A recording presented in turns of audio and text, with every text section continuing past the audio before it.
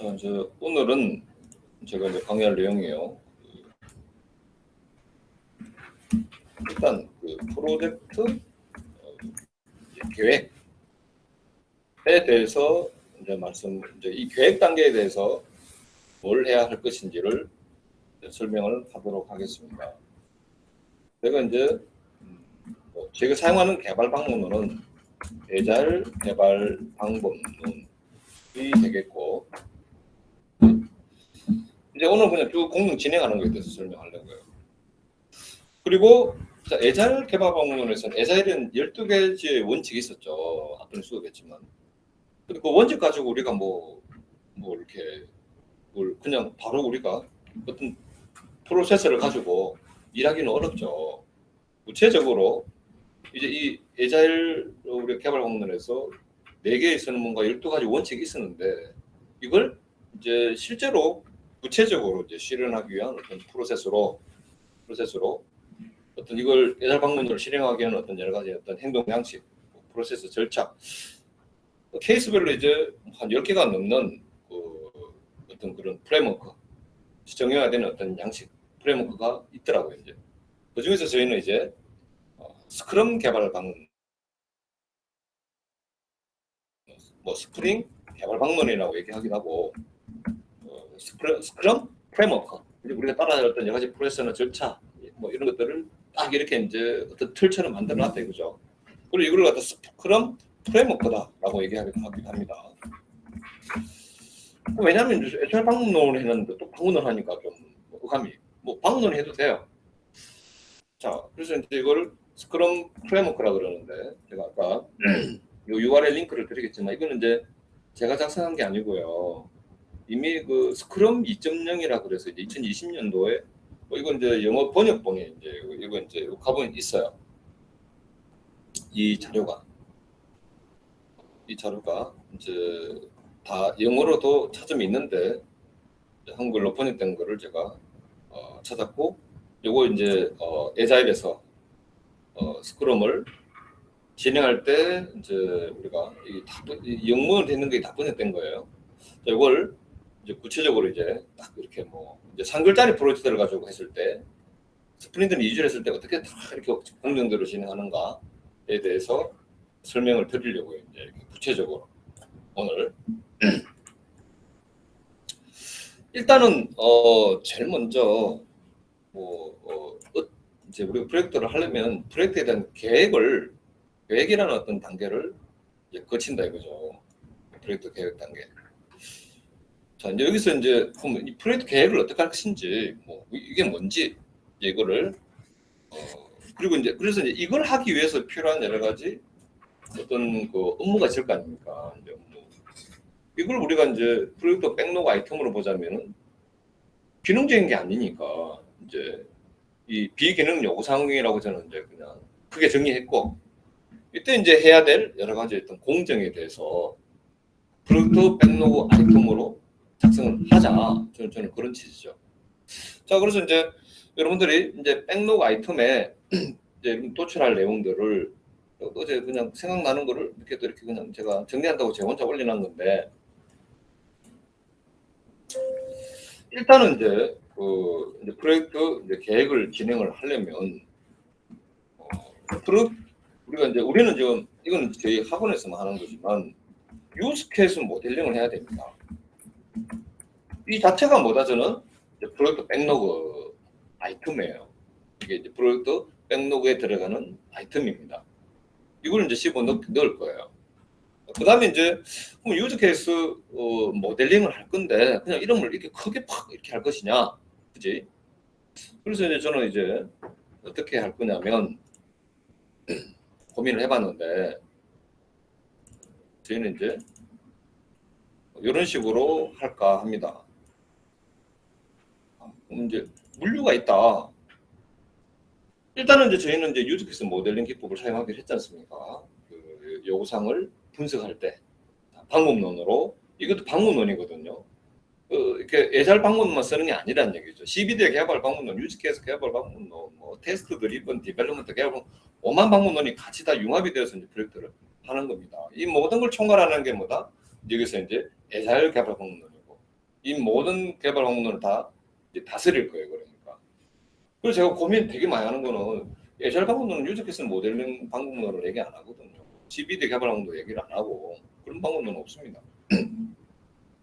자, 여기 와서 이제 그러면 이제 유즈케이스 내가 프로덕트 백로그 아이템으로 내가 해야 될 작업이니까 그럼 이제 자 여기서는 이제 이게 하나의 프로젝트 사실 이게 하나의 프로젝트거든요, 여러분들. 그럼 뭘 해야 되겠냐면 이 안에 컴포넌트가 있죠, 그지? 이 안에 이제 컴포넌트가 있으니까 좀 이제 일단은 이제 물류 정보 관리, 사내 정보 관리, 인사 관리 이게 있다면은 이제 인마들에 대해서 이제 업무 분석을 해야 될 거예요. 그냥 이제 뭐 물류 정보 서비스다. 자, 사실 또 이제 여기서 또 그런 게 애잘 개발 방문으로 이제 프로젝트가 들어가면 제가 또 이게 지금 여러분들의 강의가 딱 퍼펙트하게 이렇게 되면 좋겠는데 여기서 지금 또 하다 보니까 제가 또 미쳐 근데 데브옵스 이게 또 들어가야 되거든요. 이게 이 고나파 이 같이 또 가야 됩니다. 이 개념 자체가. 애잘 개발 방문론은 고객에게 가치 있는 제품을 전달한다. 이게 굉장히 초점이 있고 신속 개발 방문론 뭐 이런 것들입니다. 그런데 데브옵스는 이제 또 어떤 게냐면 운영하고 개발팀하고 같이 가자. 이런 운영팀하고 개발팀 간의 소통, 협업. 또 약간 여기에 이제 초점이 있는 뭐랄까 어떤 개발 방문론이자 뭐 이거 인마를 갖다가 방문론이다라고 하면 좀 그렇긴 한데 여러 가지 어떤 생태계, 환경 뭐 이런 게 같이 통합되는 건데요. 얘하고는 틀려. 얘는 고객과 개발팀 간의 협업, 소통, 같이 뭐 이런 게 더 있고. 그래서 지금 저희가 애잘 개발 방문론을 적용하는데 일단 데브옵스에서 이제 뭘 또 했었어야 되냐면 근데 이제 애잘 개발 방문론에다가 저는 이제 얘를 융합을 시킬까 합니다. 애잘 개발 방문론은요 기본적으로 여러 케이스별로 여러 가지 방문론이 또 있단 말입니다. 뭐가 있다 그랬습니까? 스크럼 지금 이제 스크럼을 제가 이제 학습할 거잖아요, 그죠? 맞잖아. 근데 이 주류가 이제 여러 가지란 말이에요, 케이스별로. 근데 데브옵스는 이 자꾸 이렇게 통합하는 거거든요, 이제 이렇게 하나로 통합합니다, 이제 여러 가지 이걸 개발과 운영이 한 팀이 돼서 이렇게 협업 소통하면서 어떤 프로젝트를 빠르게 고객들에게 이제 어떤 프로덕트로 배포하기 위한 일련의 모든 것들을 이렇게 다 때려 놨어요. 이제 자 그러면 이제 저는 이제 애잘 개발 목록인데 일단은 개발 프로세스는 얘는 개발 프로세스는 정의 안 하고 있어요. 개발 프로세스 자체는 정의 뭐 2주 단위 스프린트로 개발해라 뭐 이런 건 안 하고 있다고. 자 그런데 얘는 개발팀별로 하니까 이 프로젝트가 이제 아키텍처가 뭘 씁니까? MSA를 쓰거든. 얘가 이제 주관하는 건 이제 마이크로 서비스 아키텍처. 그러니까 프로젝트 단위가 개발 보조 단위로 좀 한 10명 내외 팀 단위로 좀 쪼갈립니다. 쪼갈려서 얘네들은 개발하자는 거거든요. 근데 계속 이제 내가 이제 고민하는 거는 우리가 지금 나가는 프로젝트는 또 일단 기본이 저는 이제 스크럼 개발 방문으로 이제 강의를 할 거거든요. 강의를 할 건데 이걸 어디다가 적용해야 됩니까? 대규모, 우리는 이제 대규모 이런 게 하는 거 지금 하는 거는 SI 프로젝트죠. 일단 기본적으로 대규모 SI 프로젝트예요. 그렇다면은 지금 이제 이 데브옵스는 또 개발과 운영이 원팀이 되는 10명 내외의 어떤 팀이 한 팀이 돼가지고 프로젝트 규모가 MSA예요. 그러니까 마이크로 서비스 아키텍처로 이렇게 말합니다. 자, 근데 스크럼에서도 한 팀 자체는 한 10명 내외로 좀 하라. 이렇게 이제 또 프로세스에서 이렇게 얘기를 합니다. 자, 그렇다면 맞아 떨어져요. 또 MSA하고 이게 그래서 이거 미마와 잉하를 이 둘이를 또 뭐라 할지 시켜야 돼요. 또 그 고민을 또 제가 해야 됩니다. 이제 우리 학원 프로젝트 하면서. 근데 뭐 일정 부분 해놨단 말입니다. 이제 같이 가면 돼. 어떻게? 자, 이게 이제 사실은 10명 내외의 프로젝트로 가자라고 해서 또 나름대로 이제 이게 이제 한 부서 정도로 보고 또 프로젝트를 이렇게 하는 거를 뭐 일단은 이렇게 나눠놨습니다. MSA 아키텍처에 대해서 제가 따로 막 이렇게 지금처럼 이론을 전개해가지고 한 건 아니지만 어느 정도는 이제 이게 이제 이것도 좀 직관적인 작업이기 때문에 이거 뭐 이 정도 하면 됩니다. 그럼 이게 이제 자 이때 그러면 프로젝트에 대한 그 아까 전에 말씀드렸던 계획이다. 그럼 이 프로젝트 계획이 그러니까 어느 범주에서 하냐면 이 전체 범주가 아니라 우리는 이제 데브옵스에서 말하는 마이크로소프트 아키텍처 단위로 한 프로젝트 계획을 하면 된다 이제 이 말이죠 이제. 그래서 이제 어떻게 해요?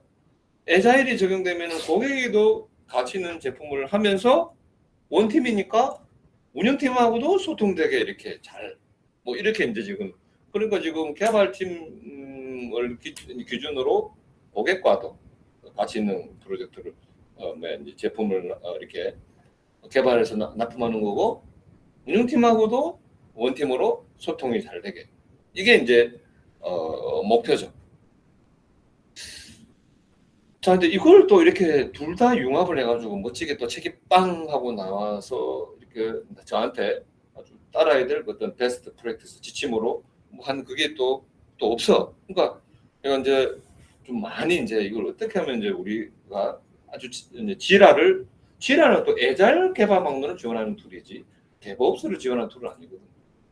자, 그럼 데브옵스는 얘기 안 했으니까 이 자꾸 얘기하면 힘들 테니까 나중에 이거 하고 또 이 두 개를 물화일치 시키는 부분에 대한 강의도 이거는 이제 예산 하고 난 다음에 말씀드릴게요. 자, 그러면 이제 이 부분이 저희는 와 있습니다. 이제 여기서 이제 이게 프로젝트 하나이기 때문에 요거 단위로 해가지고 지금 이제 자, 그러면 내가 작업을 한다면 그렇게 해놨잖아. 에자일에서도 이거 단위로 프로젝트를 또 여러분들이 만들어 놨잖아. 어쨌든 간에.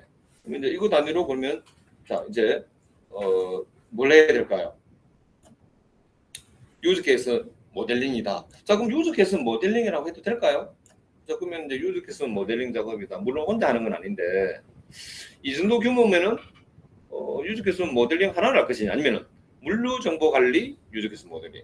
자, 이건 그래서 조금 그렇죠. 그래서 이거는 제가 볼 때는 프로젝트 백록 아이템으로 이 좀 만약에 이게 원 프로젝트로 한 프로젝트로 크게 간다면은 어떻게 유즈 케이스 모델링 하면 너무 크잖아. 이걸 갖다가 한 방에 못 하죠. 그래서 그렇다면 이제 이거는 이제 뭐 물류 유즈케이스 모델링, 뭐 인사 유즈케이스 모델 이렇게 나눠줄 수 있겠죠. 그렇게 좀 프로젝트 백록 아이템을 나눌 수도 있겠는데 우리는 이미 좀 심플하게 나눠놨기 때문에 그냥 이 프로젝트 단위로 해도 충분할 것 같아요. 그래서 그냥 여러분들이 이제 프로젝트에 자 이건 그냥 제가 판단을 그렇게 한 거예요. 그러니까 여러분들도 이견 있으면 뭐 다르게 해도 돼요. 근데 저는 이제 여기 프로젝트 백록 아이템에다가 여기다가 자 제가 이제 샘플 프로젝트로 다시 가볼게요. 제가 이제 샘플 여기 있다면 자 이제 백로그에다가 이제 뭘 추가를 할 수가 있겠냐면 저는 이제 여기다가 유스 케이스 모델링을 추가할 수 있는 거죠. 유스 케이스. 자 여러분들 보고 이제 어제 그냥 해보라 했는데 아마 여기까지 계산되기가 쉽지는 않았을 거예요. 사실은.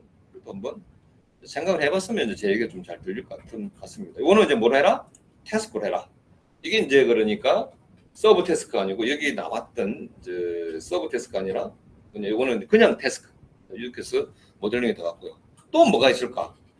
자, 또 우리가 이제 프로젝트를 이제 진행하려면 자 이제 유즈 케이스 모델링을 한다는 얘기는 이제 우리는 백로그 아이템에 대한 백로그 아이템을 저희가 이제 지금 이제 작성하는 거나 마찬가지죠. 그러니까 자, 내가 이렇게 하려고 또 생각해 봤어요. 이게 이제 이슈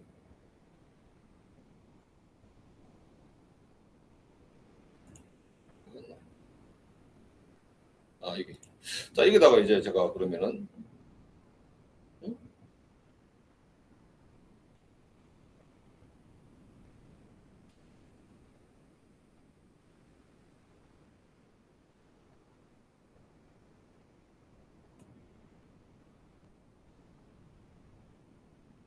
저거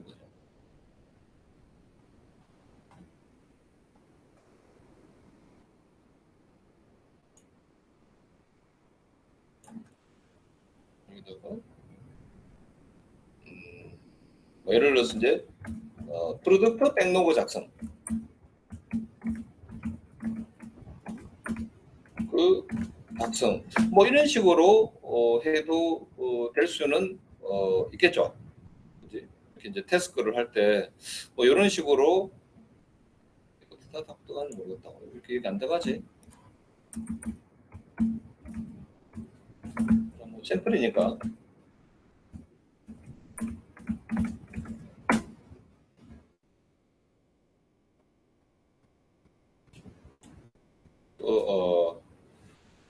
데이터 모델링. 데이터 모델링이라고 이제 제가 또 할 수도 있겠고, 또 우리가 지금 해야 되는 게 개발 환경 세팅. 자, 물론 이제 이게 이제 순서가 있겠죠, 그죠? 이제 순서가 프로젝트 백로그 작성돼야 되고, 이거는 이제 제가 아까 전에 뭐로 하자? 유즈 케이스 모델링, 그냥 유즈 케이스 모델링 자체가 그냥 어떤 동작을 나타내는 거니까 유즈 케이스 모델링 해도 될 겁니다. 데이터 모델링도 우리가 이제 작업을 해야 될 거고, 저희가 이제 프로젝트를 우리가 이제 이 계획해놓은 단계에서 아직까지 스프린트가 들어가기 이전 단계를 우리는요, 에자일에서는 프로젝트 계획 단계다 이렇게 얘기합니다. 이제 에자일에서 아까 제가 이제 프로젝트 계획을 제가 먼저 언급했던 게, 이제 프로젝트 계획이 끝나면 그다음에 이제 스프린트. 자, 이거 지금 제가 에자일 개발문에 따라서 제가 용어를 사용하려고 지금 그런 거예요. 그 다음에는 이제 우리가 뭐다? 스프린트를 우리가 이제 2주 단위로, 우리는 이제 2주 단위로 이제 이렇게 진행을 한다 그랬죠. 스프린트 반복을 수행을 할 겁니다. 스프린트 반복을. 그 전에 이제 우리가 프로젝트를 계획을 할 때 주고 해야 되는 그 활동으로, 그래서 저는 이제 업무 A 분석, 업무 B 분석이라는 거 달라고 그랬는데, 사실은 유즈 케이스 모델링을 이제 작성을 하려면 업무 분석을 해야 되겠죠. 사실은 업무 분석 작업 없이 유즈 케이스 모델링을 바로 못 할 거 아니에요. 그래서 이제 업무 분석도 저는 이제 이것도 저희들의 프로젝트 백로그 아이템에 넣으면 어떻겠느냐. 그러니까 여러분들도 한번 생각을 해보세요. 제가 제하는 거 다 따라하라, 똑같이 해라, 그 말이 아닙니다. 그다음에 이제 이것들이 다 이제 백로그, 프로젝트 백로그 아이템으로 다 뭐다? 태스크가 되는 거죠. 유즈 케이스 모델링. 자. 그럼 이제 유즈 케이스 모델링 하면은 프로젝트 백로그가 정리된 거니까 뭐 이거는 이제 이건 빼고, 자, 그게 끝났다면 이제 우리가 이제 작업을 하려면, 스프린트가 들어가려면은 데이터 모델링도 되어야 되겠죠. 데이터 모델링도 돼야 될 거고, 데이터 모델링이 아까 프로젝트 백로그 아이템은 뭡니까? 학생 관리 유즈 케이스니까 그 유즈 케이스를 위해서 데이터 모델링 한다. 이건 너무 작은 단위죠, 그죠? 그래서 이거는 이제 데이터 모델링이라는 작업도 우리가 태스크로 우리가 이제 작업이 돼야 될 것 같고, 자, 그 다음에 여기 보시면 이제 아키텍트 정의가 이제 있거든요. 아키텍트 정의. 그래서 저희는 이제 지금 일단은 마이크로 서비스 아키텍처를 우리가 취하는데, 그래서 이제 프로젝트 하나가 나왔잖아. 그러면 이제 자, 제가 우리 현업에 있는 개발 표준 문서를 한번 제가 잠깐 보여드릴게요.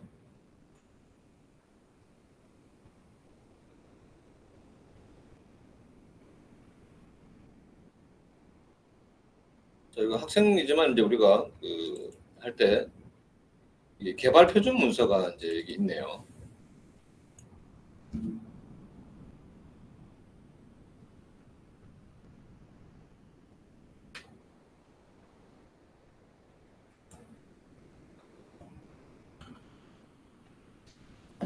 자, 저희가 이제 일단은 지금 현재 이걸 개발 표준 문서에다가 지금 넣어놨는데요.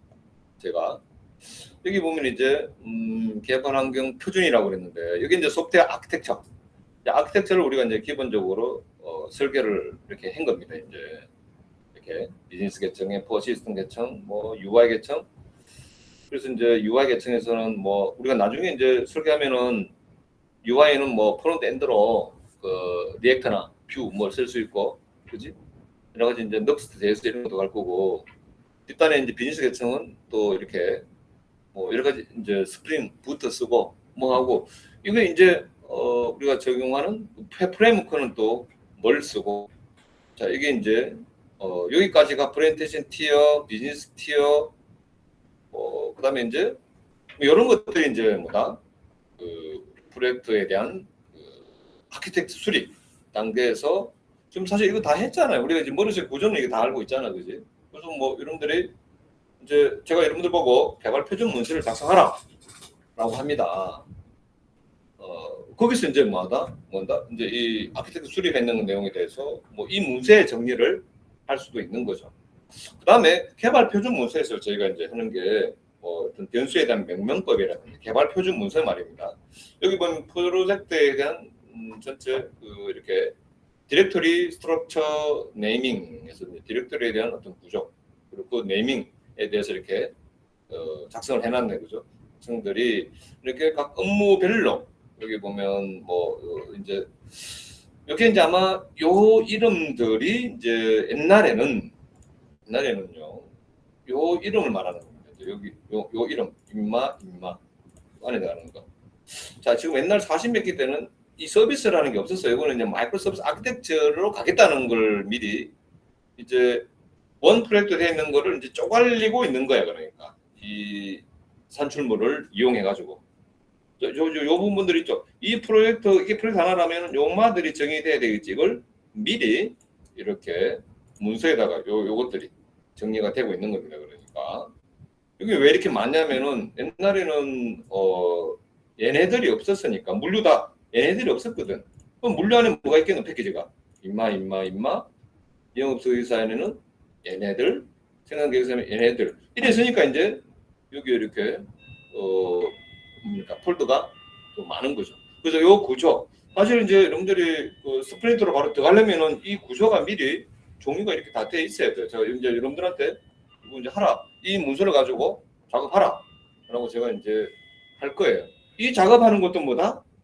그냥 하는 것이 아니고 이제 스프린트 안에 프로젝트 백로그 아이템으로 이제 저는 이제 크게 이제 프로젝트 아이템을 기능적 요구사항, 비기능적 요구사항 어떤 작업할 목록 중에 이것들은 다 뭐다? 기능화하는 작업이 아니잖아요, 그죠? 그래서 이것도 어떤 아키텍트 수립, 뭐 어떤 명명법, 뭐 개발 표준, 어떤 작업 이런 활동의 산출물로 뭘 해야 이게 나올 거 아닙니까, 그죠?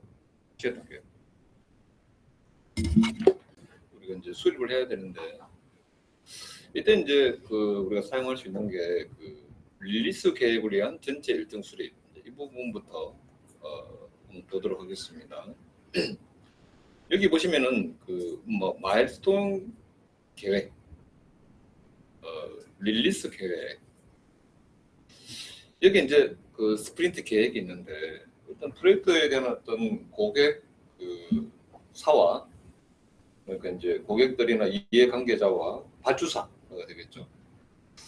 이 프로젝트에 대한 전체 뭐 어떤 일정 계획이 나와야 그 비용이나 뭐 어떤 일정 뭐 일정의 범위 이런 부분들이 결정이 되어야 이제 어떤 계획이 나올 거고 이 계획을 이용해서 이제 뭐 고객과 합의하는 절차도 거쳐야 될 텐데 자 그럼 이제 저희가 지금 지라 소프트웨어에서 지금 이제 제공하는 거를 한번 볼까요? 여기 보시면 전에는 이게 이제 뭐 로드맵이라고 이렇게 나왔었는데 이름이 연령부터 바뀌어 나오더라고요. 타임라인이라 그래서. 자 그래서 이제 요거는 이제 그 각 에픽별로 우리가 이제 여기 그냥 화살표 갖다 대면은 이렇게 이제 일정이 이렇게 일정 우리가 이렇게 등록을 할 수 있게 됩니다. 이 주기에 좀 그런데 댓글로 가서 아까 전에 뭐 샘플로 아까 있던 거 한번 가보시면은요 여기 보시면은 이제 제가 이제 이 물류 정보 관리에 대해서 그럼 일정을 하나 하겠다. 그럼 여기 지금 아무것도 없잖아, 그죠? 마우스를 툭 갖다 대면 뭐가 나와요. 그래서 이렇게 끄면 이제 생성됩니다. 여기는 날짜는 이렇게 여러분들이 이렇게 조절을 하시면 되거든요. 이렇게 여기도 지금 없는데 이거 갖다 대서 이렇게 하면은 날짜가 나와요. 이렇게. 여기 이제 24일 날 끝나나? 그럼 이제 25일 뭐 이렇게 하고 싶다. 그러면 여기다가 이렇게 갖다 대고, 여기 갖다 대면 이렇게 이제 두 개, 이거 다음에 뭐 이렇게 이어지는 관계가. 자, 이게 뭐냐면 로드맵입니다. 이제 이걸 우리가 지라 소프트에서는 로드맵이라고 그러는데, 제가 이제 프로젝트를 계획을 할 때 일단 이런 로드맵을 계획을 할 수 있으려면요. 자, 릴리스는 조금 이따 설명을 하겠습니다. 그러니까 일단은 좀 러프하게, 터프하게, 굉장히 세밀하게 모든 걸 다 고려해가지고 뭐 프로젝트 일정이나 뭐 비용이나 이런 걸 다 하기는 쉽지 않습니다. 그래서 에자일에서는 프로젝트의 범위라든지 일정, 언제부터 언제까지, 1년이 1년, 그다음에 비용에 대해서 가급적이면 한 10에서 한 20% 정도 좀 고민해서 이렇게 이제 결정하라. 무슨 말이냐면은 1년이 아니라 뭐 1년보다 좀 늦게 1년 한 3개월 걸릴 수도 있는 거고요. 이제 프로젝트가 어떤 거기에 있는 가치가 있는 제품을 개발하려 보면 말입니다. 요구사항이 변경이나 초과가 될 수 있어야 되니까 일정이나 비용도 마찬가지로 뭐 1억 이게 아니라 이제 뭐 한 8천부터 뭐 1억 3, 4천까지 이제 경영진들이 어느 정도의 이제 범위에서 좀 이렇게 합의를 할 수 있도록. 사실은 이제 이거는 이상적인 거지. 우리가 이제 개발 업체에서 뭐 발주사와 충분히 이게 이제 신뢰를 구축해가지고 그게 협의가 잘 되면 되는데 어느 그 발주 회사에서 1억 해도 그냥 한 8천 깎고 싶지. 뭐 예를 들어서 1년 해도 그냥 확 줄여가지고 뭐 한 8개월 해가지고 돈은 더 줄이고 싶지. 그렇게까지 우리나라에서 이런 대로 그렇게 되는 그런 회사는 아마 없을 겁니다. 제가 생각할 때는 전무하다고 봐요. 어쨌든 저희가 이 에픽별로 이제 하위 요구사항들이죠. 이게 이제 최상위 각각의 요구사항들, 백로 아이템들을 이렇게 이제 카테고리하는 개념이고, 우리는 이거를 이것도 잘 묶어야 되거든. 지 마음대로 이렇게 하면 안 되고, 그죠? 우리는 이걸 이제 CBD 배발 방문에 컴포넌트를 하게 됐다라고 말씀드렸고, 그럼 이걸 이제 일단 뽑아야 되잖아요. 이걸 뽑아야 이렇게 로드맵이 나올 거고, 이 로드맵이 나오면은 이제 이걸 뭐 어떤 경쟁과 이 일정에 대해서 이제 어느 정도는 합의도 하고 비용도 나오고 뭐 이렇게 되겠죠. 보통 우리나라 같은 경우에는 아주 발주사에서 기간을 정해주죠. 자, 1년 얼마 할래 말래. 뭐 이제 그렇게 해서 이제 경쟁 입찰을 하죠. 이제 뭐 그런 상황이기 때문에 저희가 이거 이렇게 한다는 자체가 이렇게 해서 뭐 합의한다. 이것도 사실은 이제 저희 옛날 현실하고는 안 맞는 얘기입니다. 안 맞는 건 제가 안 맞다 그 얘기 말씀드릴게요. 하지만 그래도 이제 최소한의 계획은 나와야 되겠죠. 그래서 좀 터프하게 할 수 있는 게 이 로드맵을 쓰시면 됩니다. 그래서 아예 그리고 저희가 이제 뭐 예를 들어서 발주사에서 다 정해놔 버리는데 내가 수주도 안 받는데 이걸 하는 게 뭐가 의미가 있나 있겠죠, 그죠? 아예 그냥 수주를 받고 이제 일단 저희가 이제 프로젝트를 그러면 계획해서 추진할 때 그 어떤 발주사가 있다면 이해관계자가 있다면은 이제 이 계획을 보여줘야 되잖아요. 어느 정도는 뭐 어디부터 어디까지는 뭐 이런 용도로 쓰는 것이지 사실 에자일에서 말하는 그 에자일하는 게 쓸 수 있는 사항은 아니에요, 사실은. 정해져 버리는 거죠. 자, 뭐 그럴 때 이제 여러분들이 나가서 어떻게 해야 될 것인가, 이거는 사실은 제가 좀 수업의 범위를 넘어가는 일입니다. 저도 잘 못해요. 확 쏴버리지. 화가 나서 그 참지 못하고 그거를 뭐 이 일정을 잘 협의해가지고 고객사하고 개발팀 팀장이 서로 이 일정을 뭐 이렇게 잘 얘기해가지고 뭐 좀 줄이거나 늘리거나 뭐 그런 거는 너무 교과서적인 얘기고. 자, 일단 여러분들이 이제 아까 유즈 케이스 모델링이 먼저 일단은 업무 분석을 하고요. 그다음에 유즈 케이스 모델링 작업이 되어야 되겠죠. 프로젝트 계획 단계에서. 자, 그러면 이거 되고 나면 그 다음에 이제 뭘 할 수 있겠습니까? 데이터 모델링이 아니라 이제 저는 이제 로드맵을 작성하라. 이것도 좀 시간이 걸릴 거 아닙니까? 여기다가 뭐 파파파파 등록하는 것만 할 거 아니야. 여기다가 이제 등록하는 거. 자, 그렇다면은 아직 스프린트가 뭐고 이 얘기는 나오면 안 됩니다. 일단 진행 공정은 자, 그냥 저는 에자일하게 제가 얘기하고 틈틈이 실제 우리 상황, 나라 상황도 얘기하고 이렇게 할게요. 자, 그러면 이거 다 다시 말하자면 뭐다? 프로덕트 백로그 아이템으로 이슈 유형으로는 뭐 태스크로 이게 다 뭐다? 비기능적 요구사항에 해당한다. 프로덕트 백로그 아이템에. 자, 그 말씀을 드렸습니다. 로드맵을 작성을 합니다. 이 로드맵은 미리 이제 그럼 우리나라 현실 얘기하자면은 기간 정해져 있어요. 비용도 다 정해져 있습니다. 그럼 그 안에서 개발 회사에서 인원이나 이런 거는 이제 알아서 해야 되는 거죠. 그 비용 그 자기들이 낙찰받은 수잔 금액에 맞춰가지고 이제 쭉 작업을 해야 될 겁니다. 자, 그러면 이제 로드맵을 작성을 다 했다면 이제 그 다음 공정이 이제 뭐냐면 이제 여기 말하는 요거 있죠. 요거 릴리스 계획이라는 거를 지금 여기 보면 이제 이렇게 딱 바로 릴리스가 올라와 있네요. 릴리스 뭐 스프린트. 자, 릴리스 계획이 다 되고 나면 그 다음에 이제 스프린트 계획을 구체적으로 그냥 2주 단위로 진행되는 스프린트 계획을 제대로 작업을 할 수가 있겠죠. 자, 그러면 이제 뭐 이거는 할 수 있겠죠, 그죠? 우리는 뭐 여러분들 딱 2달 일정은 우리도 그냥 딱 정해졌잖아요. 이제 뭐 다 완수는 안 하더라도 여러분들이 하고 싶은 업무를 그 기한 안에 최대치로 학습 목적을 채굴하는 그 목적을 하는 거죠. 이제 뭐 고객에게 가치 있는 제품이 아니라. 자, 그러면 이제 로드맵을 작성하고 난 다음에 이제 그 다음에 릴리스 계획 작성 뭐 이렇게 이제 얘기해 볼까요? 릴리스 계획 작성. 자, 그럼 이거는 도대체 그럼 어떻게 하느냐 볼까요? 일단은 이제 업무 분석이 들어가고 유즈 케이스 모델링이 되고 난 다음에 백로그 아이템 목록이라고 그럴까요? 이것도 한번 넣어볼까? 이걸 굳이 유즈 케이스 모델링이 되었다. 그럼 이제 이걸 가지고 어디다가 이제 백로그 아이템을 등록한다. 등록하는데 시간 많이 걸릴 것 같지는 않은데 그 지라에다가 바로 등록하면 되잖아. 뭐 한 시간 되지 않을까요? 어쨌든 등록한다. 그다음에 이제 할 절차가 여러분 할 절차가 뭐 여러분들 할 절차 그대로 얘기하면 좋겠네요. 이러면 여러분들 안 헷갈릴 것 같은데 그죠? 그러면은 로드맵 작성을 한다. 로드맵은 간단했죠. 여기 있는 자 이제 각각의 지금 여기는 이제 백로 아이템 하나밖에 없지만 뭐 프로젝트 진행되면은 제대로 다 넣으면 뭐 몇 개 되겠죠, 그죠? 여기 대해서 우리가 정한 기간 안에 사실 여기 이제 에픽에 대해서 통째로 이제 이렇게 기간을 이렇게 뭐 정해도 상관없습니다.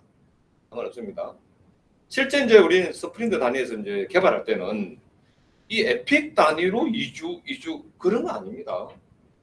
에픽 단위가 아니라 한 에픽에 있는 그 백로그 아이템이 여러 스프린트에서 이렇게 진행이 돼도 상관은 없어요.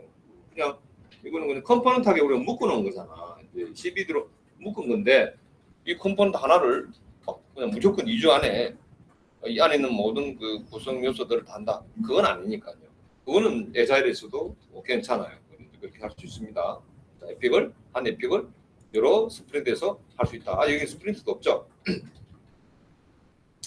자, 그러면 이제 로드맵은 뭐 이렇게 좀 터프하게 작성하는 거죠. 그러니까 왜? 이거 우리가 이제 여기다가 이제 유즈 케이스를 막 등록을 했을 거 아닙니까?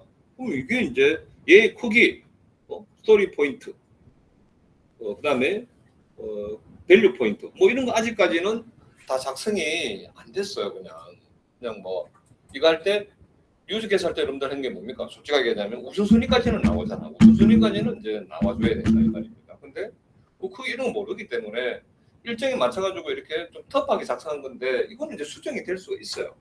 당연히 이제 수정이 됩니다. 빠르게 우리가 이제 좀 빠르게 우리가 이거 뭡니까 이걸 계획을 해서 아까 전체 이제 이 고객과 그럼 협의를 하는데 프로젝트 스프린트 들어가기 전에 프로젝트 관련된 전체 일정은 빨리 이렇게 또 협의를 해야 되니까 이 자료를 만드는 거죠. 자, 그래서 요거는 이제 지금 제가 마일스톤 계획 대신에 저는 이제 지금 로드맵 작성 이걸 지금 집어넣은 거예요. 그러면 이제 그 다음에는 릴리스 계획은 언제 뭐 버전 예를 들어서 스프린트가 이제는 릴리스 계획 나올 때는요 스프린트가 나와야 돼. 어느 정도는 스프린트가 나와야 됩니다. 그래서 스프린트 이제 이게 스프린트 계획 여기서 스프린트 계획이라는 거는 2주에 미주에 뭐지 구체적인 계획 수립은 말안 합니다. 구체적인 계획 수립까지 릴리스 계획서 다 하는 게 아니에요. 구체적인 이제 스프린트 계획 수립 계획 회의 이런 거는 이제 각 단위 스프린트다 하는 것이고 지금 이제 릴리스 계획할 때 스프린트 계획은 이것도 좀 터프하게 그러니까 기간을 얼마나 하겠다 2주 2주 그래서 여기에다가 이제 프로젝트 백로그들이 100개다 그러면 스프린트 첫 번째 스프린트에 뭐 이렇게 두 번째 이렇게 뭐 이런 식으로 이제 할당도 할 거야. 근데 이대로 꼭 한다는 건 아니죠. 그러니까 말 그대로 릴리스 계획도 아직까지 이제 들어가기 전에 크게 이제 보고 좀 터프하게 이렇게 이제 작성이 되는 겁니다. 그건 어쩔 수 없잖아, 그죠? 하지만 이제 그래서 로드맵은 좀 요약 일정이라면 마일스톤 이걸 하는 그 기능은 없어요. 마일스톤이나 로드맵이나 좀 비슷하게 바라봐 주시면 될 것 같습니다. 전체 이제 프로젝트에 대한 요약 일정. 요약된 거죠. 여기서는 이제 전체 일정이 스프린트 기간까지 해서 이미 설계돼서 나오는 겁니다. 자, 그러면 한번 릴리스 계획이라는 거를 어떻게 하는지 한번 볼까요? 자, 그럼 릴리스 계획 들어갔을 때쯤에는 이미 우리는 로드맵을 작성하기 때문에 프로젝트 백로그는 이미 다 나와 있어요. 나와 있습니다. 이제 릴리스 계획을 할 때 프로젝트 백로그가 나오는 것이 아니라 요즈케이스 모델링이 뭐고 다 나왔잖아요. 이제 여기서 다 등록 됐다라고 보고 자 이게 이제 교재도 한번 보겠습니다. 그럼 이제 제품 백로그 작성은 그러니까 릴리스 계획을 할 때 하는 것이 아니라 로드맵에서 이미 이건 작성됐어요. 작성됐습니다. 근데 이 저자는 릴리스 계획부터 딱 했을 때 이제 이거지. 자, 그럼 이제 프로젝트 백로그 작성할 때는 누가 있어야 되느냐면 그 사용자, 제품을 실제 사용하는 사용자, 그다음에 프로젝트 오너.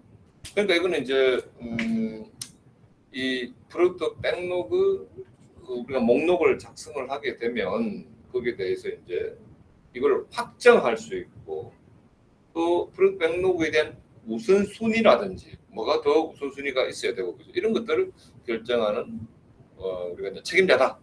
그리고 오늘 그런 말씀드렸죠. 그다음에 개발팀.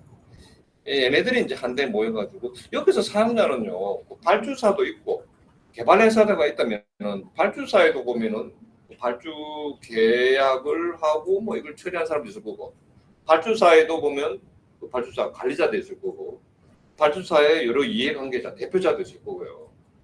또 개발사에도 보면은 이 프로젝트를 관리하는 개발 쪽에서도 관리하는 사람이 있을 거고 여러 하여튼 이해관계자들이 많은데 이런 사람들이 다 모여가지고 이 프로젝트 백로그를 작성할 수 없을 겁니다. 아무튼 그래도 자 어떤 사용자, 이해관계자, 프로젝트 오너, 개발팀이 모여가지고 모여서 여기서 이제 제품 프로젝트 백로그 작성할 때는 개발팀이 다 모일 필요는 없습니다. 아까 말했던 스크럼 마스터, 그러니까 우리 이제 SI로 보자면 PM 정도라 그럴까요? PM 내지는 자꾸 PM과 PL을 좀 혼동해서 쓰는데 제가 생각하는 PL이죠. 프로젝트 리더가 자 이게 보세요. 이게 이제 프로젝트인데 한 10명 정도가 모인다라고 한다면 개발 우리가 데브옵스다. 그러면 한 10명 정도의 개발자가 단위가 되어서 이렇게 프로젝트가 진행하는 단위. 자, 그럼 거기에 이제 있는 사람을 우리는 이제 뭐 프로젝트 리더다라고 할 수도 있고 용어야 뭐 프로젝트 PM님 뭐 할 수도 있는 거고 그냥 프로젝트 리더라 그럴게요. 얘도 프로젝트 리더가 다 있겠죠. 프로젝트 리더들이 쭉 있을 겁니다. 이 사람들이 모여가지고 자 이제 아까 데브옵스는 옵스는 그 운영팀입니다. 운영팀 실제 사용자가 아니죠. 자 그렇게 해서 자 제품 백로그 작성을 합니다. 이미 했어요. 그러니까 지금 제 순서대로 하자면은 아까 로드맵부터 저는 문제 작성하라 그랬습니다. 그럼 이제 미리 이렇게 유즈케이스 모델링을 하면서 어떻게 이 유즈케이스 모델링 단계에서 지금 뭘 한다? 이제 이런 사람들이 있어야 되는 거죠. 유즈케이스가 그리고 또 백로그니까. 그렇고요. 이때 이제 뽑아내는 것들은 제품 책임자가 개발 환경 세팅 백로그 제품 뭐 비기능 프로젝트 백로그를 갖다가 요청한다? 그러진 않겠죠. 이 사람이. 그거는 좀 테크니컬한 스토리잖아요. 근데 제품 책임자는 이런 얘기는 할 수 있는 거죠. 넥사코로로 화면 만들어 달라. 이건 할 수 있어요.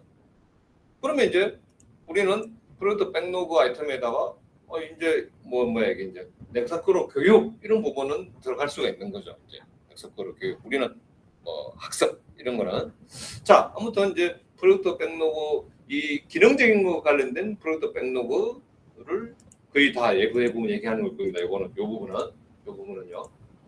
자 그다음에 이제 뭘 해야 되느냐 이제 릴리스 계획 때 아까 프로젝트 백로그 할 때는요. 자 프로젝트 백로그 여러분들이 지금 작업하는 순서가 어떻게 있습니까? 여기다가 제가 구체적으로 여러분들이 이제 막 유즈케이스 모델 있는 거 막 등록하는 거는 그건 누구나 다 할 수 있겠지. 그거는 그거 보고 올리는 거는. 근데 이제는 뭘 해야 된다?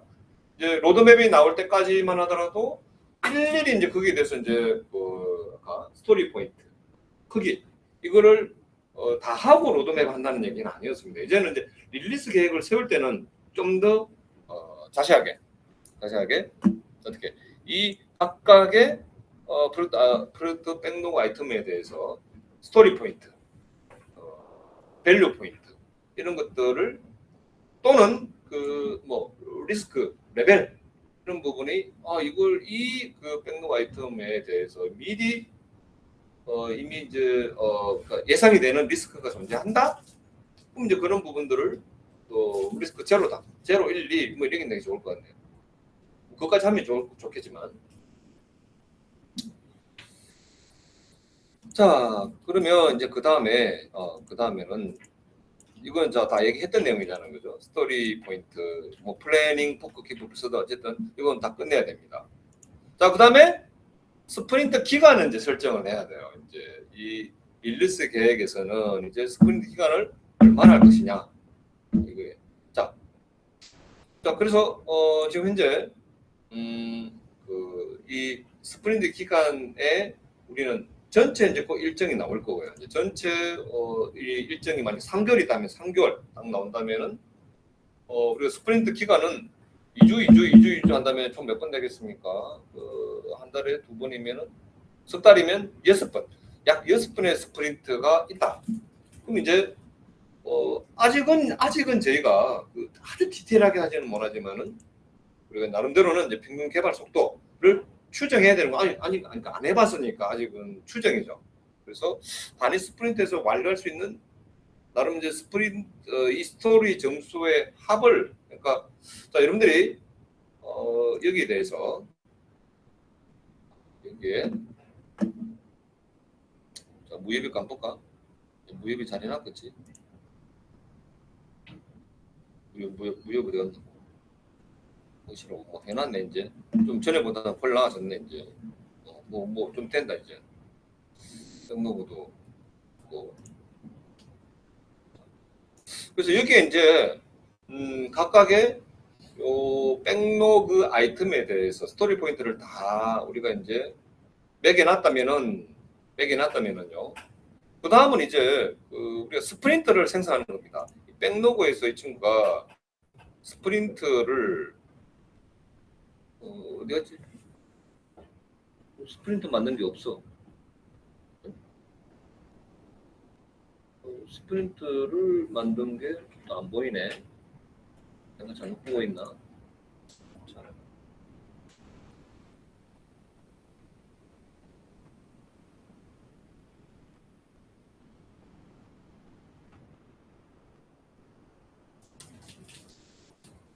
자, 여기 이제 스프린트를 이렇게 하나 언제부터 언제까지 이렇게 스프린트 기간도 2주씩 잡아가지고 미리 쫙 하나 둘 두 번밖에 안 남았나? 맞네. 두 번 하면 졸업이네, 그지? 그러니까 이제 스프린터가 두 번 이렇게 이제 생성돼 있네요. 자, 이제 릴리스 계획을 할 때 뭐 한다? 이제 여기 보면 이제 여기에 로드맵에다가 이렇게 이제 여기 이제 에픽에다가 뭐 이렇게 타임라인을 보면은 이 각각의 프로젝트 백로그 아이템들이 에픽 안에다가 이렇게 정리가 다 돼 있죠.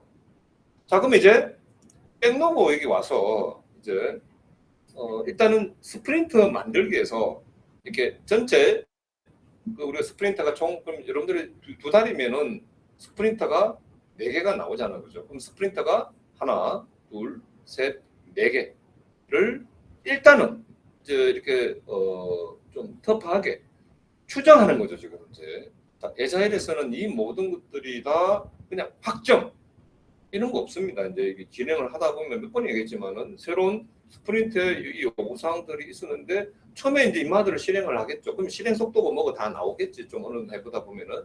그러면 이제 여기에 대해서 이제 내가 스프린트 리뷰라는 것도 말씀을 드렸잖아요. 리뷰라는 게 내가 2주 단위로 이제 개발 이 동작하는 소프트웨어가 나오면은 이제 프로젝트 오너, 제품 책임자, 이해관계자들한테 이걸 보여주고 이제 피드백을 받는 어떤 절차다라고 얘기했었죠.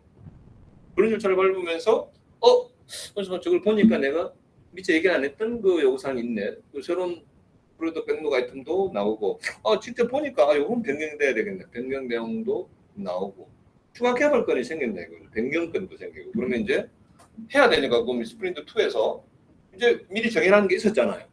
전동적 개발 공로는 그냥 일정 정도로 그냥 무조건 무식하게 가야 돼. 근데는 이제 다시 이 스프린트를 이제 계획을 수립하는 단계가 있거든요.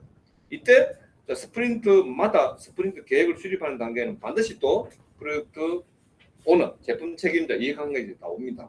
자, 이제 그 사람들이 왔어. 그럼 이게 이제 처음에 스프린트에 뭘 하겠다고 다 계획을 해놨는데 이 일정이 있는데 이제 이 사람들이 그리고 이제 구체적으로 이전에 또 해보니까 이런 속도로 이제 나왔다 이거죠. 그러면 이제 여기서 이제 스프린트마다 이제 이 아까 고객사, 발주 관련사 쪽에 있는 이해관계자, 제품 책임자가 와서 얘기를 하는 거죠. 그럼 저것들이 이제 스프린트 끝나고 리뷰할 때 했던 피드백을 이렇게 반영을 해야 되는데 그리고 야근해가지고 밤새갖고만 그건 죽기도 모르겠으니까 토요일 다 나오고 그냥 이전에 했던 추가 반영도 하고 이것도 다 해. 자, 이 부분에서 이제 저희가 항상 갈등이 있는 부분이 이 부분이에요. 전동 개발 공로는요 해야 돼요. 해야 돼요. 그러니까 지금 여기서 이제 저희는 이제 용어가 스크럼 마스터라는 용어를 제가 썼는데 지금 나가보시면 그건 스크럼 마스터라는 용어를 쓰는 사람은 없어요. 그냥 PL이 PL이. 자, PL이나 PM이 이제 자 이걸 에자일을 하는데 하라 한다고 다 합니다. 그냥 너무 이제 이 부분이 좀 약하거든요. 사실은 이제 이 개발 제가 본 사람들은 대부분 다 그래요. 저는 좀 너무 또 공격적으로 좀 쌓아버린 스타일이라서 이게 좀 문제였고 사실 저는 이제 그게 문제였고 좀 한참 어릴 때잖아요. 그때 이제 20대 중반 뭐 살 때니까 생각해보면 사담이지 뭐 그런 날도 있었다 그랬잖아요. 가서 밥 먹다가 그래 숟갈 좀 안 놔준다고 딴 생각한다고 내가 이제 너무 집중해가지고 또 시비 거는 있어가지고 내보다도 직급이 높은데 바로 그냥 내가 했던 얘기가 당신하고 내가 고용관계 계약상이 있는 거지. 사실상 이 자리에서 당신 그 밥 숟갈 안 나는 가지고 지금 내가 시비 걸릴 만큼 나는 그런 신문에 지어 있는 사람이 아니다. 사적인 자리까지 혼동하지 마라. 바로 그만 이 앞비는 성격이 이러니까 그 당시에 지금 생각하면은 좀 많이 그때는 좀 어렸지. 이제 20대 중반 때 얘기입니다. 과연 제가 이제 팀장을 맡았다. 굉장히 강성한 사람이었지 않을까. 경상대하고도 제가 한번 그때 저희 학생들 경상대 도서관 시스템을 한번 앱으로 개발해 이제 공짜로 해준다는데 나 깜짝 놀랐죠. 이쪽 공무원들. 갑질하더라고. 우리 공짜로 해줬는데 공짜로 해주겠다 했는데 자기들이 포기하더라고. 왜? 내가 해줬는데 이제 그럼 거기에 대해서 유지보수가 돼야 되는데 저 사람 내하고 못 하겠다. 그래서 그냥 하는 중에 안 한 적이 한 번 있었어요. 그 공무원들 갑질하는 꼬라지는 내가 차마 내가 눈 뜨고 못 보겠더라고요. 진짜 도저히 참을 수가 없더라고요.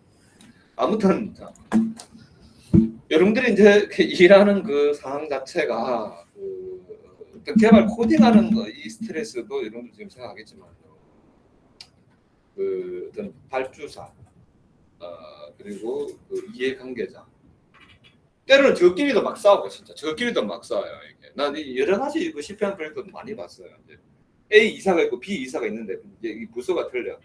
A 이사는 이걸 이렇게 들어가서 이렇게 이제 그 요구사항 미리 세운 것도 없었고 참. 그래서 개발을 2주나 해놨는데 B가 와가지고 왜 갑자기 나도 모르겠어. 다시 바꿔. 사람 죽는 거죠. 이게 이제 사람 죽는 거예요. 개발자들 진짜 괴롭습니다. 이제 이게 지금 책에는 이해관계자를 식별하는 그 내용에 대해서 이제 이 애잘 책에도 나와요. 이 시사가 너무 뛰어난 것 같아요. 너무 뛰어난 것 같아요. 이 이해관계자가 제대로 식별하지 못하면 프로젝트가 지금 엉망이 될 수 있어요. 여기 휘둘리면 진짜 이게 장난이 아닙니다. 자, 아무튼 약간 좀 번외적인 얘기를 해버렸는데 뭐 하다 보니까 자 이제 이렇게 스프린터가 이렇게 이제 일정을 이제 그 릴리스 계획 때 뭘 해야 된다. 자 이렇게 스프린트를 이렇게 해서 이렇게 나누는 작업을 전체 기간 산정하는 작업을 합니다. 그러니까 스프린트 할 때 막 하는 것이 아니라 일단 이제 릴리스 계획을 우리가 세우려면 우리가 뽑아낸 사실은 모든 백로그가 아니죠. 더 나올 수 있고 없어질 수도 있죠. 이 뽑은 이 백로그에 대해서 이제 일단은 이렇게 스프린트에다가 할당을 합니다. 어떻게? 우선순위도 일단 나왔겠죠. 우선순위가 높은 것끼리 이렇게 해서 추정해서 이제 나름대로는. 자, 그러면 그 다음 단계 볼까요? 이 저자 대단합니다. 지금 얇은 책인데 내 책 사이즈 맞죠? 내 손에 딱 그러면 손바닥보다 조금 크나? 이 진짜 너무 이 저자가 뛰어나요. 자, 그러면 스프린트 기간을 설정한다. 이게 이제 여기서 이렇게 표현된 겁니다. 잘 해놨습니다. 이제 여기 보면 이제 스프린트 기간을 여기다가 그냥 쓸데없이 그냥 자꾸 이렇게 워드나 이래 할 필요 없습니다. 그거는 여기다가 이렇게 하시면 돼요. 그러려고 지라 이거 툴 쓰는 거니까. 그래서 여기다가 이제 이렇게 우리 회의는 하주 이때 여기다가 이렇게 해서 이제 우리가 작성하는 걸 보시면 되는 거죠. 자, 지금 이제 2개, 여러분들은 한 4개, 뭐 이 정도로 나오겠네요. 그리고 여기에 이 스프린트에 이제 스프린트를 만들 때 보시면은 지금 다 할당됐으니까 스프린트를 만들 때요. 지금 백로그 하나도 없어서 그런데 제거랑 가볼까요? 저는 지금 이제 그 스프린트를 자 이렇게 하나 만들면 스프린트 하나 처음 만들었잖아요. 그러면 이제 이거를 여기 있는 백로그를 제가 이렇게 갖다 놓으면 돼요. 이 스프린트 할 거를 이런 식으로 이렇게 해당 여기다가 이렇게 갖다 놓으면 됩니다. 이건 스프린트 2에다가 이거 할까? 이렇게 이제 끌어다 놓으면 돼요. 이렇게 여기다가 스프린트 2니까 여기다가 끌어놓고 여기다가 이렇게 자, 아무튼 이런 식으로 보면 스프린트 1에 품목 관리 프로젝트 백로그 생성해서 이렇게 순서를 이렇게 할까요? 그다음에 스프린트 2에서 개발한 세팅, 데이터 모델링, 프로젝트 뭐 이런 식으로 없네요. 지금. 그래서 이제 이렇게 각 스프린트별로 하나의 에픽이 있는 걸 모두 하나의 스프린트 해다. 그거 안 해준다 그랬죠. 이렇게 이제 아까 있으면은 이 안에 있는 내용을 서로 다른 스프린트에다가 해도 됩니다. 이거는 이제 에픽 하나당 뭐 스프린트 하나 이거 아니니까요. 자, 그럼 이제 스프린트 기간 설정도 됐고 나름대로 이제 뭐 평균 개발 속도도 추정을 해야 그지? 아까 스토리 포인트를 적절하게 여기서 적절하다는 게 아까 다시 이제 여기 볼까요? 여기 가보시면은요. 이제 내가 스프린트를 뭘 봤노? 옴니꺼가 뭐였나?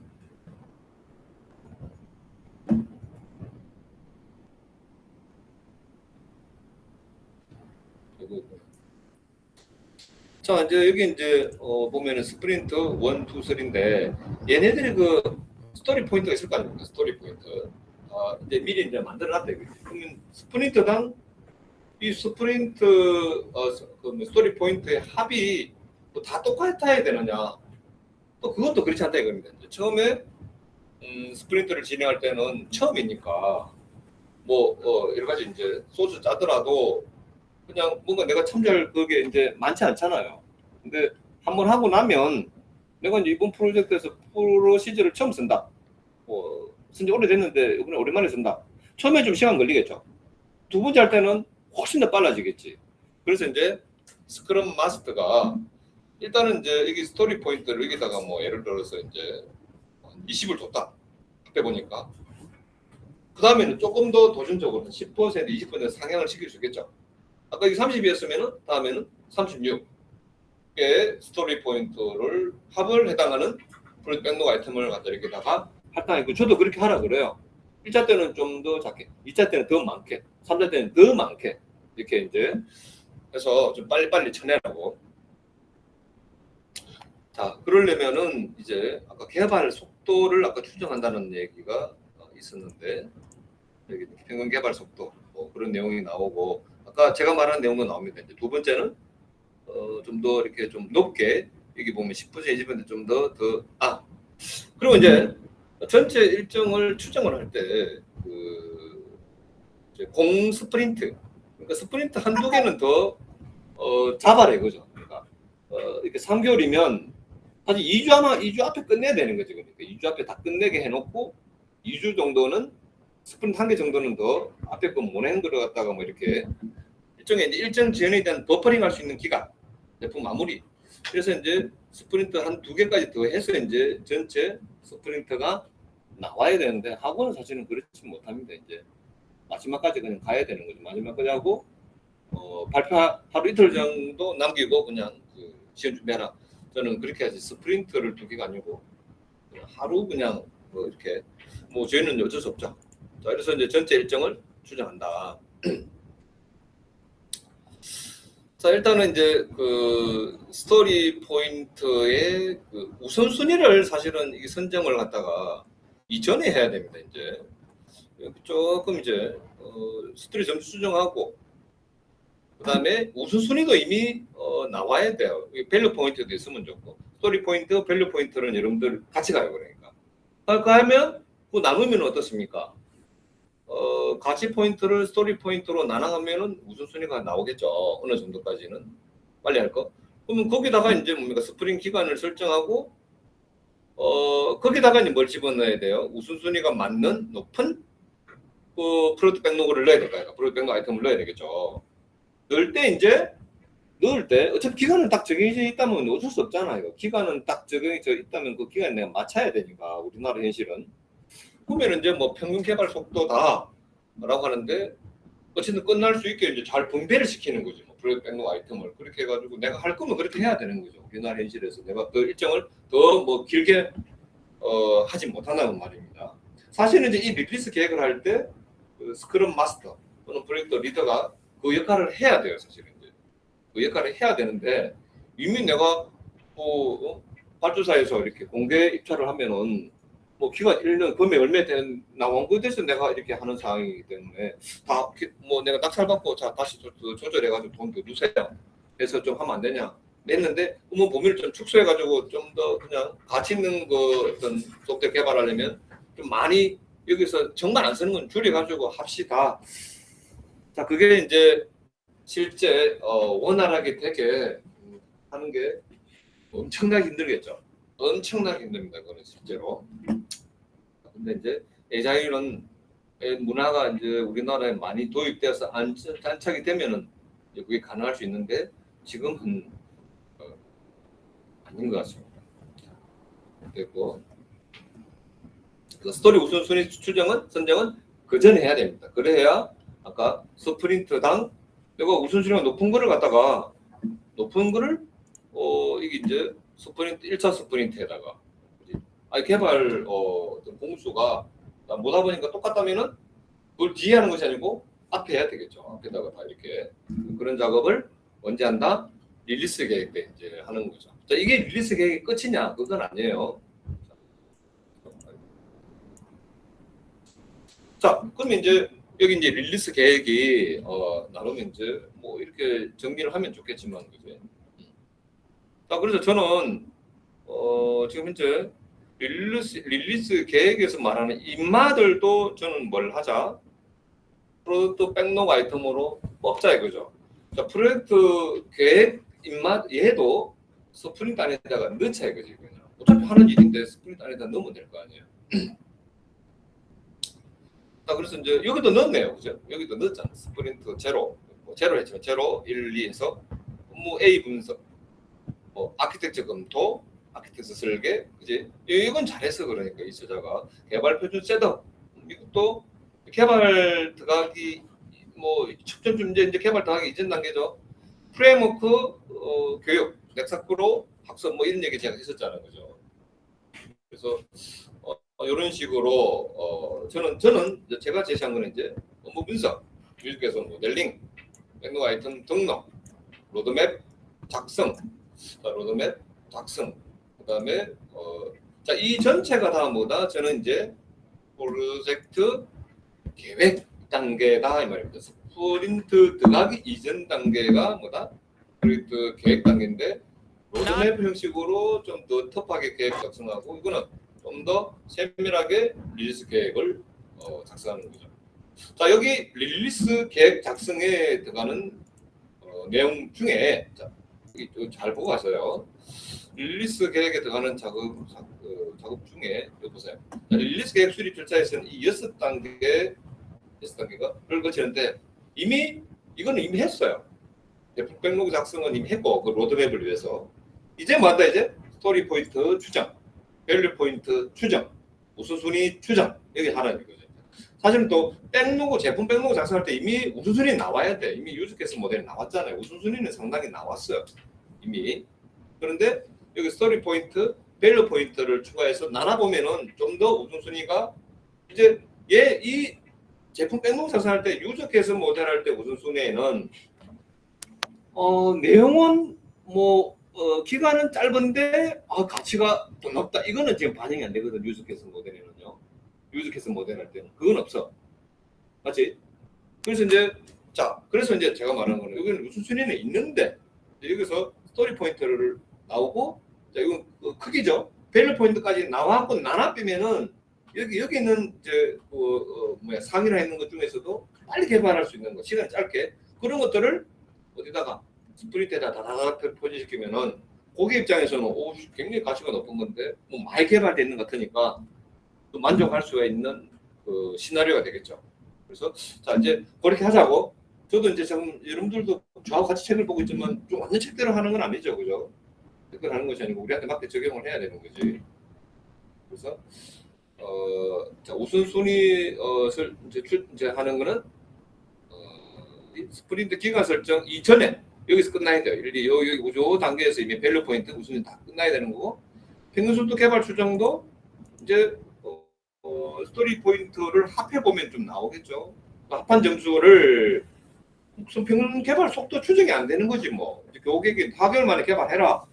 그러면 이제 프로젝트 백록 아이템 다 뽑았어. 다 뽑으니까 스토리 포인트가 총 100이야. 100이 나왔어. 그럼 어떻게 해야 되겠습니까? 4번 만에 다 해야 되면은 어떻게 해야 되겠습니까? 25 해야 될 거 아니냐고. 뭐 개발 추정하고 말고 우리가 뭐 결정 권한이 있는데 솔직히 그렇게 생각하면 쉽네. 그것도 제한 안 뒀으면 이건 진짜 또 제대로 좀 해봐야 되는 거니까. 근데 이제 일정이라는 건 있으니까. 일정이랑 있고 거기에 버퍼링할 시간을 갖다가 뭐 2달, 3달 더 준다라고 하면 이제 그건 언제 한다. 이 평균 개발 속도는 그냥 아까 좀 터프하게 하고요. 이제 진짜 개발 들어갔을 때 이제 이렇게 제가 고객에 대한 스프린트 리뷰나 스프린트 계획을 할 때 이제 그 부분이 이제 구체적으로 뭐 좀 늘리고 줄이고 이렇게 할 수 있는 거죠. 이거는 근데 이제 또 평균 개발 속도 추정할 때도 아까 전체 일정 추정하는 건 아까 전에 뭐라고 했습니까? 스토리 포인트가 100이면 속도는 25포인트씩 나와야 될 거예요. 스프린트 4단계에서 끝이 하려면. 근데 그래 하는 것이 아니라 전체 일정할 때는 처음에는 잘 못하니까 이제 첫 번째 스토리 포인트 뭡니까? 스프린트에는 한 20 정도만 주고요. 20.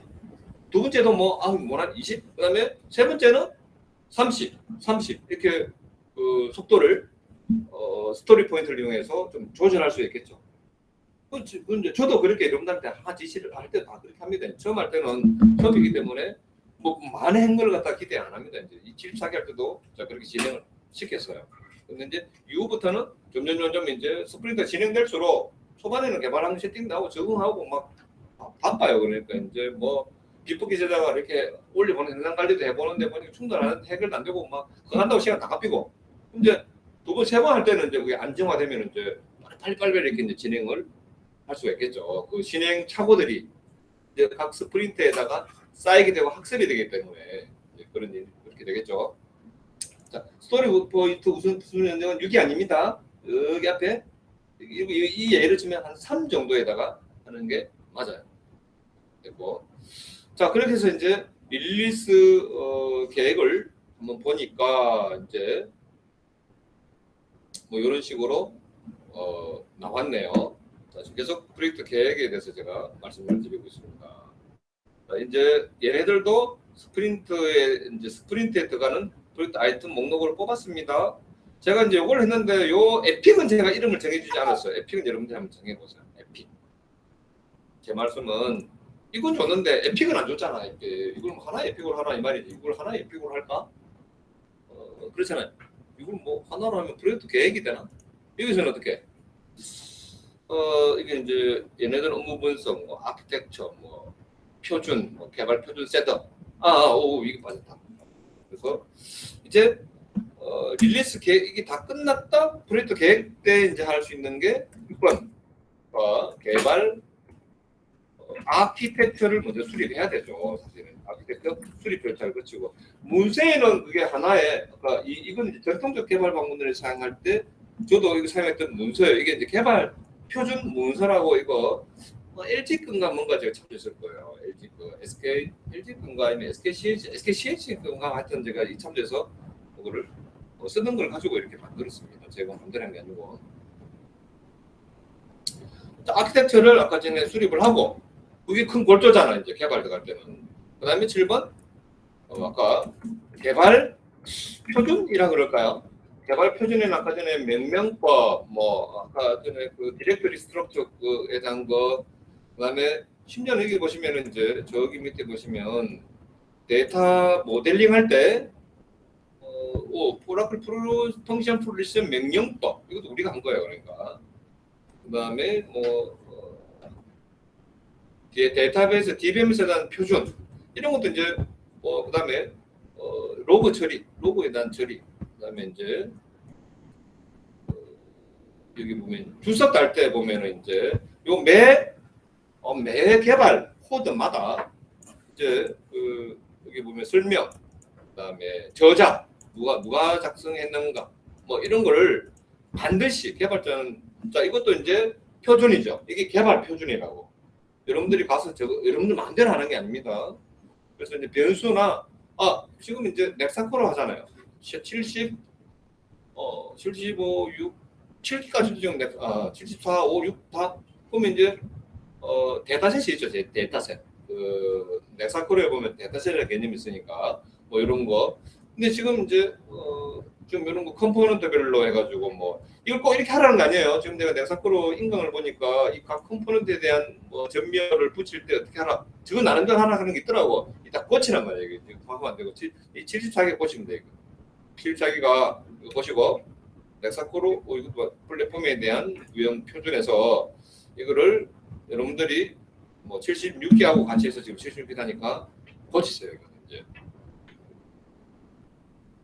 뭐 키워드 다음에 가로가 나오는 경우에는 키워드 가로사에 반드시 공백을 둔다든지 이걸 여러분들이 꼭 이대로 못 하더라도 이 현업에서 이렇게 하는구나. 한 라인에는 반드시 한 개의 문장만 이제 뭐 회용한다. 주소 따는 방법. 그 다음에 펑션이 너무 길어. 한 줄에 8자 이상의 코딩 넘어질 때는 다음 메시지 준하여 코딩한다. 8자가 넘어질 때 펑션 안 한대, 그지? 너무 길어. 그러면 이런 식으로 작업을 이제 메소드 쓰는 데서 80개 관련 범위 넘어갈 때는 뭐 이런 식으로 하라. 이게 다 뭐다? 개발 표준 더 개발 관련 어떤 표준 문서가 되겠죠. 발명, 연수명, 명명법, 주석, 그다음에 각 아까 전에 마다 이제 저자를 어떻게 기술하는가. 자, 이와 관련해서 이제 이걸 참조하셔가지고 작업을 하셔야 됩니다. 아셨죠? 자, 일단 개발 표준 문서. 여기에는 이제 아까 몇 개 많은 일들 들었죠. 자바 클래스 명명법, 변수 명명법, 데이터 모델링 할 때 테이블 명명법, 대사set 명명법, 주석을 넣는 방법, 그다음에 저자 기록하는 방법, 이 모든 것들을 개발 표준 문서라고 있습니다. 개발 표준 문서 하면 좀 그렇잖아요. 개발 표준 정의 안에 여기다가 이제 아까 변수, 테이블, 클래스, 그다음에 개발 관련된 디렉토리, 구조 등 하는데 등 하는 건 제가 책임 없는 거 알 수 있지만 여기 있네요. 이걸 참조하셔가지고 여러분들이 작업을 하시면 되겠습니다.